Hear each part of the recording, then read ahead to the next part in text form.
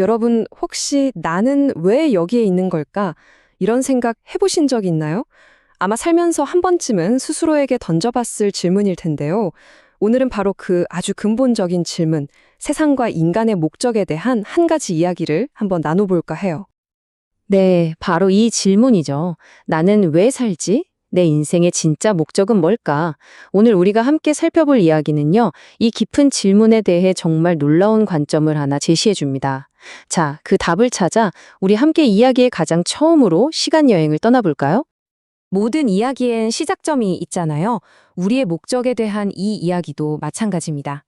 아주 오래전 세상이 처음 숨을 쉬기 시작했던 바로 그 순간에서부터 이야기는 시작됩니다. 이 이야기는 말이죠, 마치 한 폭의 그림이 그려지듯 세상이 단계적으로 만들어졌다고 말해요. 어둠 속에 빛이 있으라는 말로 시작해서 바다와 땅이 제자리를 찾고 온갖 식물과 동물들이 세상을 가득 채우게 되죠.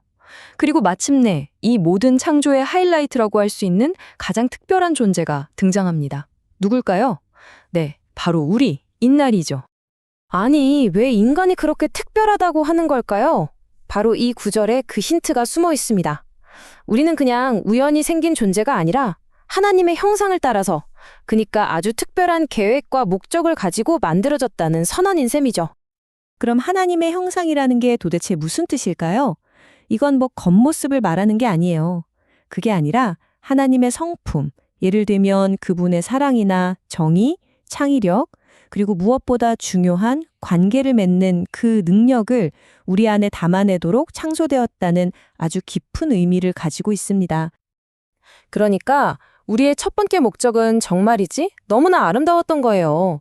바로 하나님의 그 따뜻한 사랑을 온 세상에 비추는 살아있는 거울이 되는 것. 서로 사랑하고 기뻐하고 함께하는 것. 그것이 바로 우리가 이 땅에 처음 존재하게 된 이유였다는 거죠.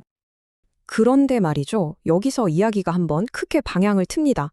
이렇게 완벽하게 시작된 세상에 어떻게 어두운 그림자가 생겨나고 고통이라는 게 시작될 수 있었을까요?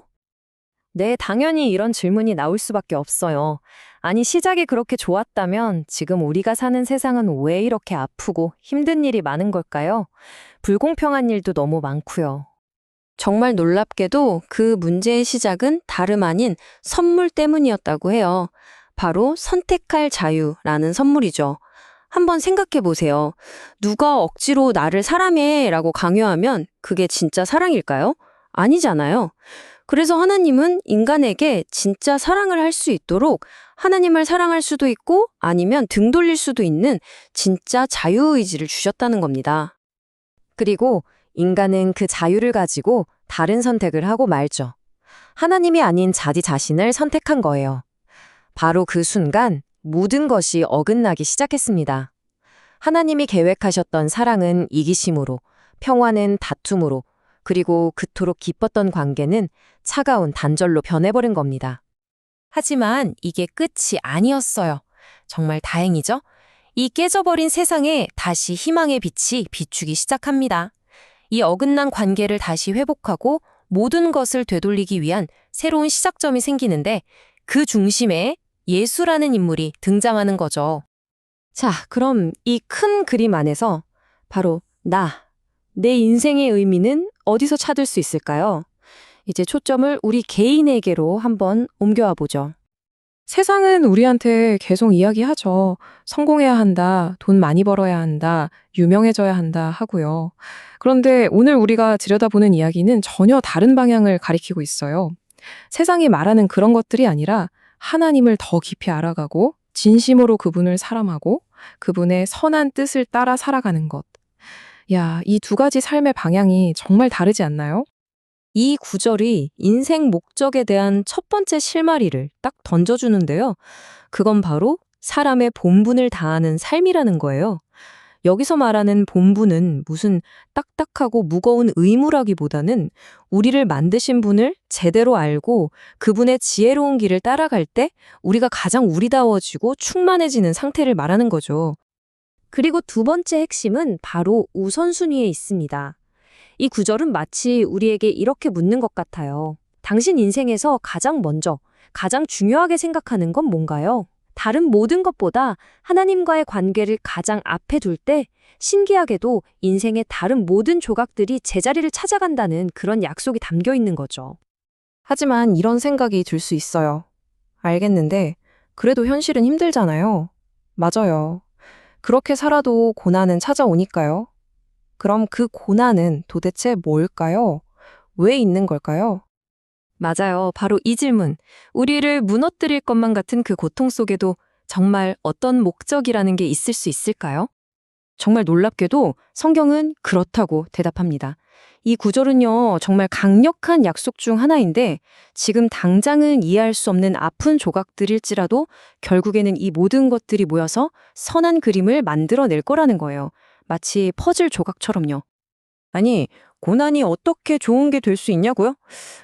마치 거센 비바람이 나무의 뿌리를 더 깊고 튼튼하게 만드는 것처럼요. 고난은 때로 우리의 믿음을 더 단단하게 만들어주고 가장 힘들 때 진짜 사랑이 뭔지 가르쳐주기도 하죠. 우리를 더 성숙한 사람으로 자라게 하고 때로는 우리가 길을 잃었을 때 이쪽이야 하고 다시 불러주는 신호가 되기도 한다는 겁니다. 자, 이제 이 기나긴 여정의 마지막 장을 향해 가보겠습니다. 이 모든 이야기의 끝에는 과연 무엇이 우리를 기다리고 있을까요? 성경이 약속하는 이 이야기의 마지막은요, 바로 완전한 새로움이라는 눈부신 희망입니다. 모든 눈물이 마르고 모든 상처가 아물고 깨지고 어긋났던 모든 관계가 완벽하게 회복되는 그런 미래를 이야기하고 있는 거죠. 자, 오늘 이야기 한번 쭉 정리해 볼까요? 첫째, 우리는 원래 사랑의 관계를 위해 만들어졌어요. 둘째, 하지만 우리의 선택으로 아픔과 단절이 시작됐죠. 셋째, 그렇지만 하나님은 그 아픔 속에서도 여전히 선한 결과를 위해 일하고 계신다는 것. 그리고 마지막으로 우리의 진짜 목적은 그분을 사랑하고 그 사랑을 세상에 흘려보내는 데 있다는 겁니다. 결국 우리의 인생은 어쩌면 이 한 문장으로 정리될 수 있을 것 같아요. 우리를 만드신 하나님으로부터 와서 다시 그분께로 돌아가는 위대하고 아름다운 여정. 오늘 이야기가 여러분 각자의 삶의 목적을 다시 한번 생각해보는 그런 따뜻한 시간이 되었기를 진심으로 바랍니다.